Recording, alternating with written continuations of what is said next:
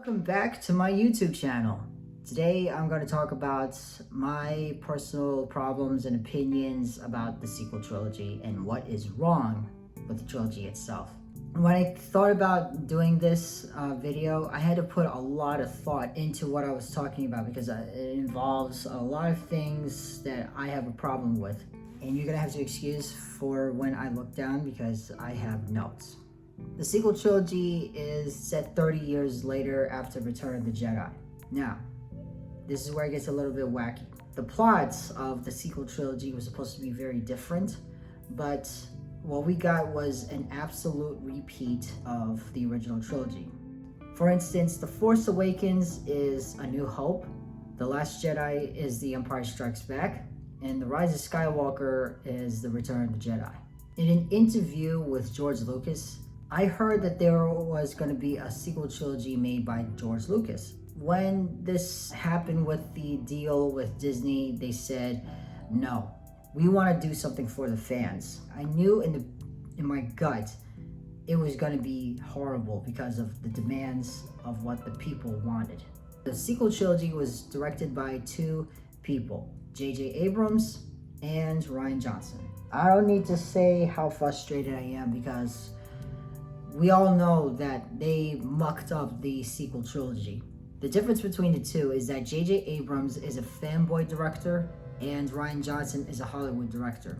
You know, when I first heard about J.J. Abrams directing episode 7, I was not comfortable with this person because he already did Star Trek and now he wants to direct Star Wars. And you know, I'm one of those fans that say Star Wars and Star Trek don't mix. J.J. Abrams is using two different techniques of two directors before him, Steven Spielberg and then there's George Lucas. How can you tell which is their direction of techniques? This is how you know. Steven Spielberg has a way of using light and camera. There is a website that I saw how he does his camera work and lighting. I'm going to post that in the description below.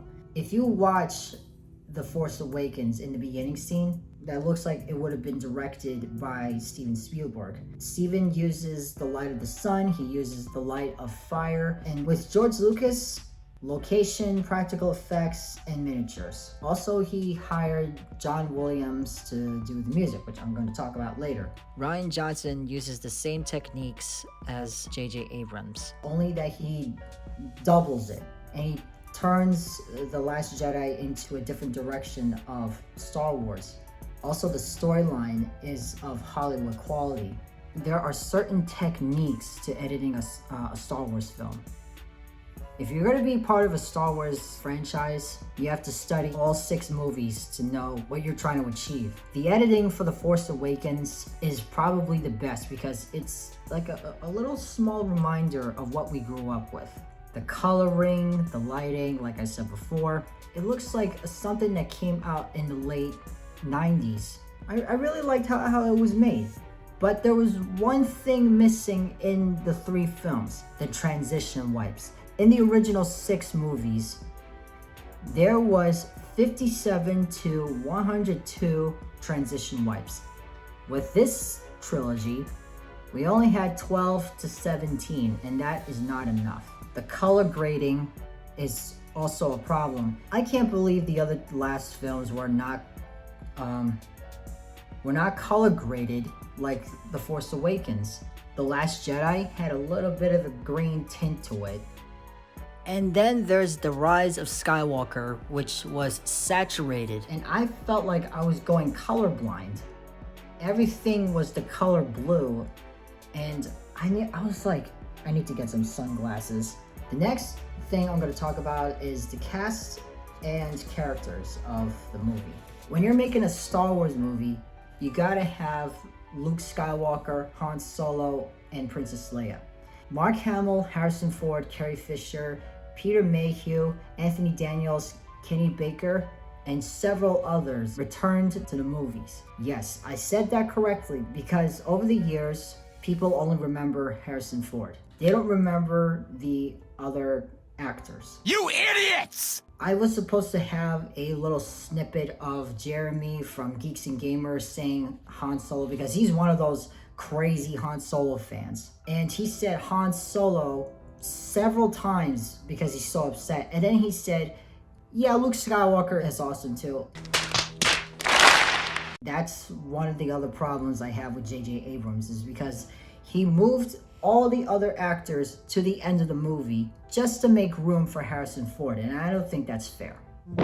You idiot! We get Han Solo returning first, then we got Leia in the middle of the movie. Until the very end, we get Luke Skywalker, and he only has 30 seconds of a scene, which now upsets me. Sure, we get to see him reveal his face because he's the hero of Star Wars. He's the main character. The fact that J.J. Abrams pushed our hero for years and years to the end is ridiculous. Now on to the new cast of characters. We have Rey, played by Daisy Ridley.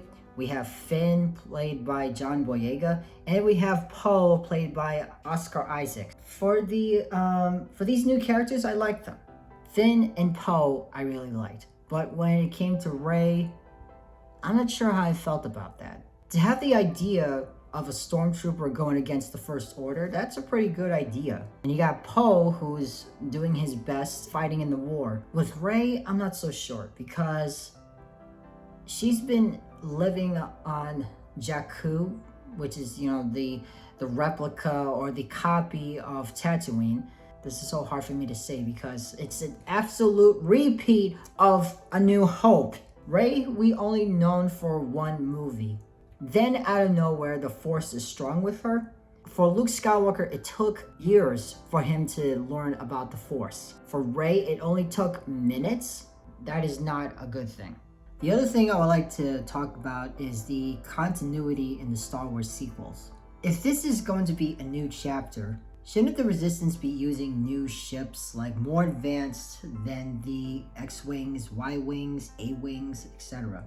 The other continuity that I have a problem with is, how did Han Solo know about the Force and Darth Vader? When Han and Leia were reunited in the first sequel trilogy, my instant thought was, why is Han talking like as if he knows about the Force?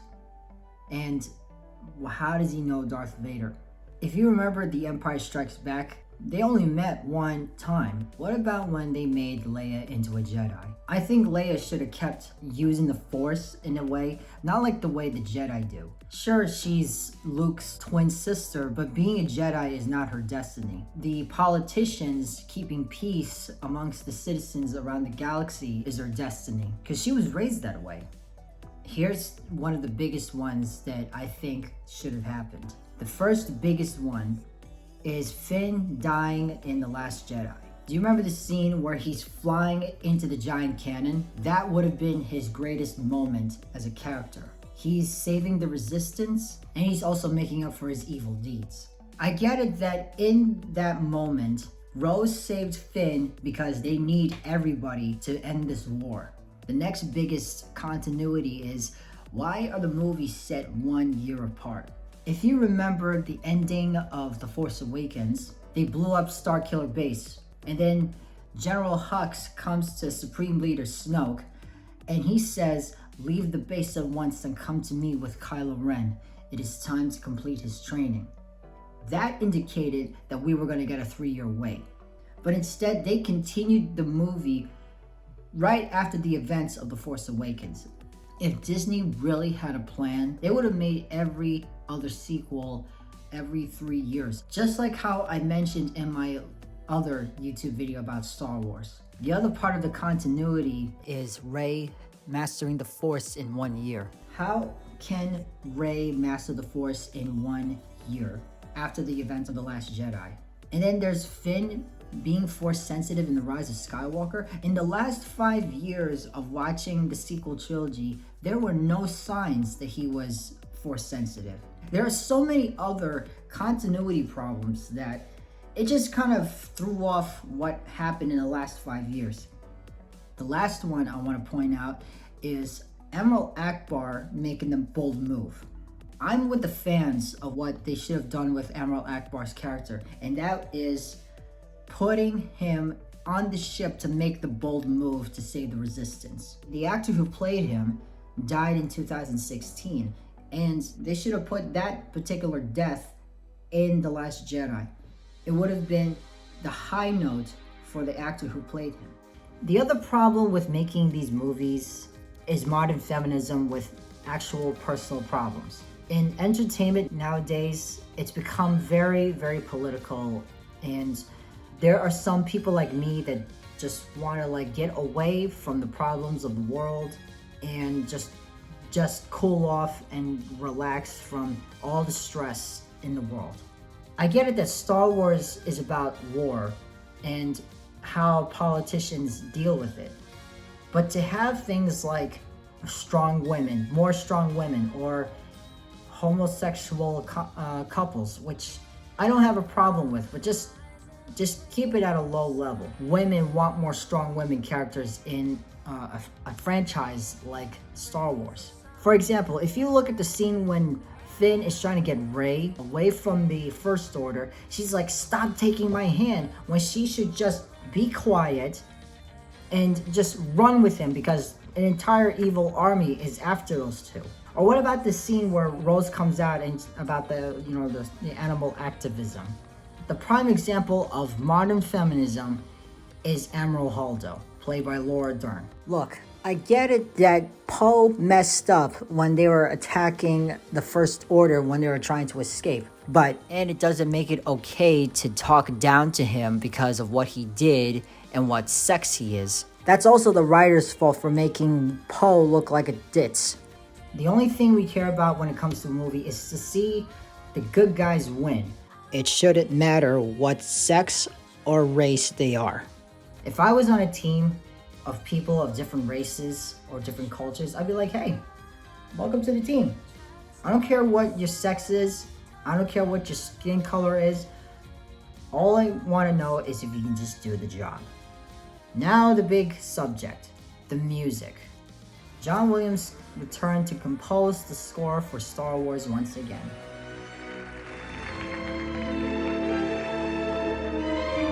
But this time, the symphony orchestra is an American symphony orchestra. The music I have no problem with. It's the players. I know when you watch this, you're gonna say, "You weren't there," but through watching old movies, it feels like I was there, and I can actually hear the difference of what I'm about to tell you. The last time American musicians played very well in an orchestra was in the 70s.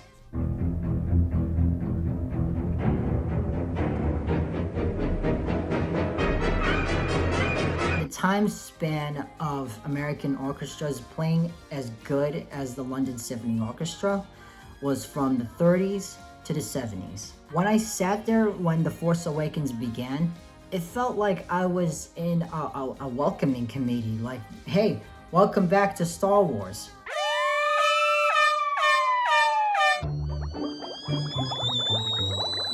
In conclusion, this whole thing flopped. The sequel trilogy was so bad, it was because it was made by toxic fans. George Lucas raped our childhood. Shut up! Star Wars was great because it's George Lucas's work, and now fans want him back because Star Wars sucks. Oh, please, George Lucas, come back. The sequel trilogy movies are the consequences of the fans' hate. Ray Skywalker. We are not going to get any more good Star Wars films because George Lucas is not in the picture. You think Dave Filoni is the savior? No, he's not. He's making things worse. I hope you enjoyed this video. Like, subscribe, and comment. Let me see what your thoughts are. Thanks so much.